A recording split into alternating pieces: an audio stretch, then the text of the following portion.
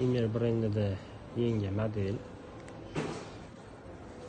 Milano Prime Imer tomonidan dizayn qilingan O'zbekistonning yagona oq va ko'ngli siniy oynalar ishlatilgan holda, kombinatsiya bo'lgan holatda birinchi kelgan 4 teshuli xolodilnikimiz. Hop, sensor tablo, hop, metalliskiy logotip. İçini ochadigan bo'lsak, metal cooling, no frost, twin cooling sistemasi bor, ya'ni morozilka bilan xolodilnik qismini sovutishi bir-biriga umuman bog'liq bo'lmagan.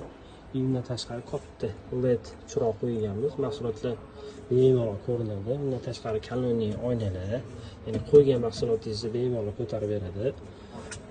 Tortmalarimiz o'tgan bo'lsa-da, bu yerda humidity control degan narsasi bor, ya'ni namlikni o'zida olib qoladi.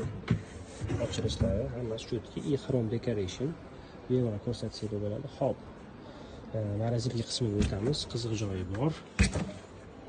Hop, 6 ta tortma bemalol etsanglar bo'ladi. Bu yerda обычный narsa qilib qo'ymaganmiz. Undan tashqari antibakterialniy funksiyasi bor, ya'ni qo'yilgan go'shtli mahsulotlar, hidli mahsulotlarni hammasini yomon hidlarni, ya'ni shu joyda olib qoladi, tashqariga yomon hid chiqarmaydi.